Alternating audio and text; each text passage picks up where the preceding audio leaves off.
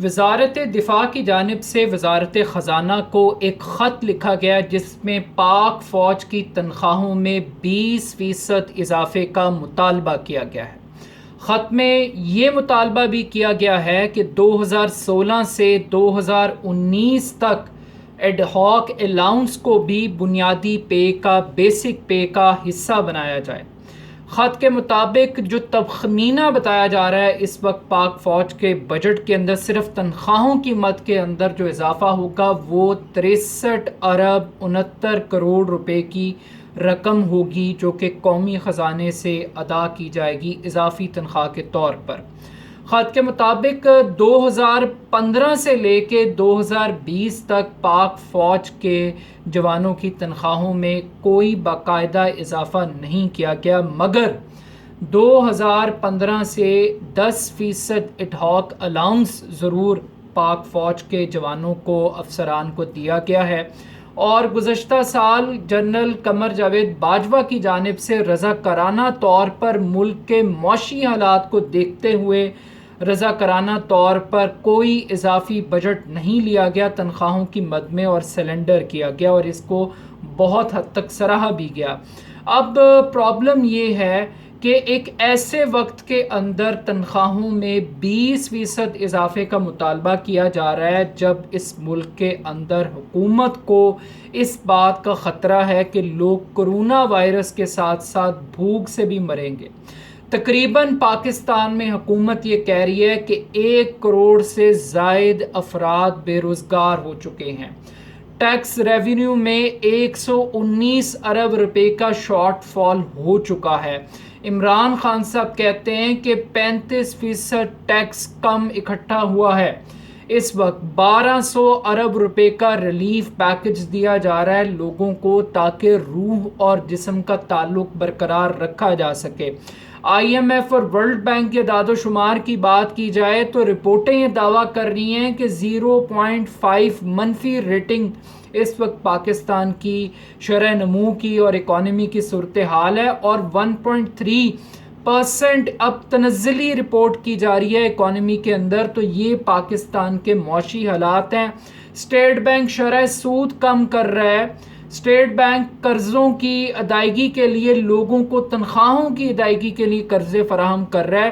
تو انیشیٹو لیے جا رہے ہیں تاکہ کسی طریقے سے جو مردہ اکانومی ہے اس میں جان ڈالی جائے۔ اب ایک ایسی صورتحال کے اندر قومی خزانے کو یہ کہا جا رہا ہے کہ جناب آپ 63 ارب 69 کروڑ روپے کی رقم صرف تنخواہوں کی مد کے اندر پاک فوج کے لیے، مسلح افواج کے لیے مختص کر دیں۔ اب یہ بنیاد کیا ہے اس مطالبے کی؟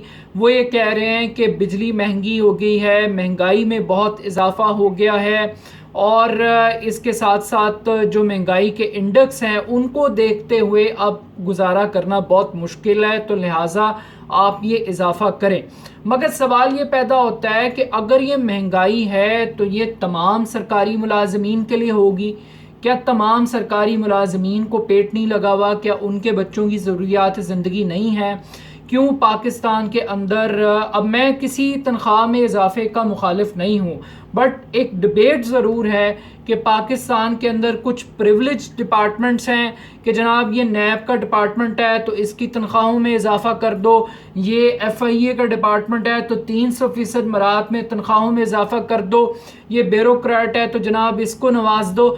تو اس ملک کے اندر جو ایک عام ڈاکٹر ہے، جو ایک ٹیچر ہے، جو پینشنرز ہیں، جو دوسرے دیگر سرکاری ڈپارٹمنٹس کے اندر کام کرتے ہیں، ان کی تنخواہوں کے اندر ان کو وہ مراعات اور وہ الاؤنسز نہیں دیے جاتے جو چند پریولیج ڈپارٹمنٹس کو دیے جاتے ہیں۔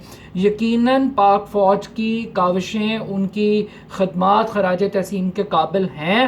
ہاں یہ علیحدہ بات ہے کہ ان کے ڈیفنس بجٹ کے اوپر ہمیشہ اعتراضات ہوتے رہے، کچھ لوگ پاک فوج پہ تنقید کرتے ہیں اور کچھ لوگ پاک فوج کا بھرپور قسم کا دفاع بھی کرتے ہیں، بٹ آئی تھنک کہ ایک ڈبیٹ یہاں پہ شروع کی جا رہی ہے کہ اس ملک کے اندر اب یکساں پے اسکیل ہونا چاہیے۔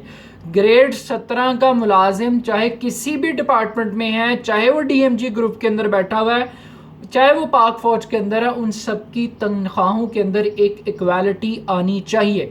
اب میں ہسٹوریکل فیکٹ بھی آپ کو بتاتا چلوں کہ پاک فوج کی تاریخ کے اندر 2 مرتبہ سب سے زیادہ اضافہ کیا گیا. ایک سب سے پہلے جو جمہوریت کا سب سے بڑا علمبردار اس ملک میں سویلین بالادستی کا نعرہ لگانے والے نو مولود نظریاتی جناب میاں محمد نواز شریف صاحب نے پاک فوج کی تنخواہوں میں تاریخی اضافہ کیا تھا جب وہ کارگل کا دورہ کرنے کے لیے گئے تھے اور پرویز مشرف صاحب اس ٹائم آرمی چیف تھے.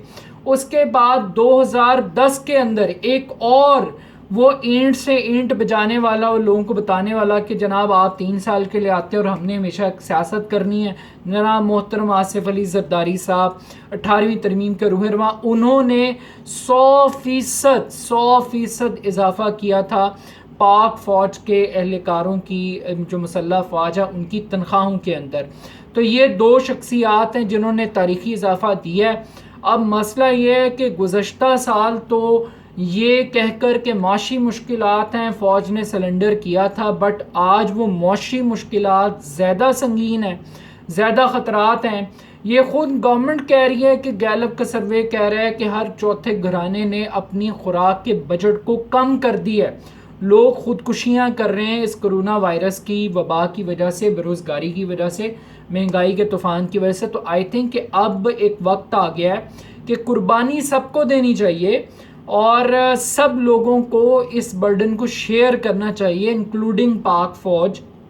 اور اس کے ساتھ ساتھ کچھ لوگ یہ بھی کہہ رہے ہیں کہ شاید 18ویں ترمیم کو چھیڑنے کا مقصد ہی ڈیفنس بجٹ کو میں اضافے کے لیے کیمپین کو ڈیزائن کرنا ہے، کیونکہ میجورٹی پیسہ چونکہ صوبے لے جاتے ہیں اور وفاق کے پاس پیسے نہیں بچتے. حالانکہ 1700 ارب روپے کا پیسہ ڈیفنس بجٹ کے نام پہ جاتا ہے. میں یہ نہیں کہتا کہ اس کا آڈٹ کیا ہے، کہاں پہ خرچ ہوتا ہے، بٹ آئی تھنک کہ اگر تو 18ویں ترمیم اسی طریقے سے برقرار رہی تو وفاق کے پاس کوئی آپشن نہیں ہے کہ وہ فوج کی ان خواہشات کو، ان ڈیمانڈز کو پورا کر سکے.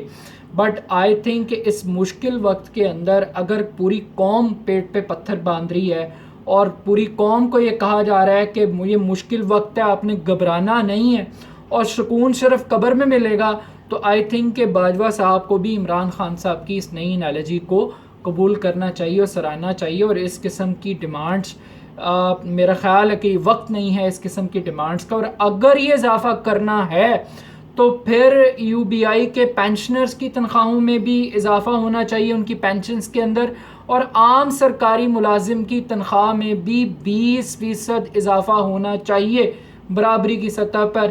یہ پک اینڈ چوز کی پالیسی نہیں چلنی چاہیے.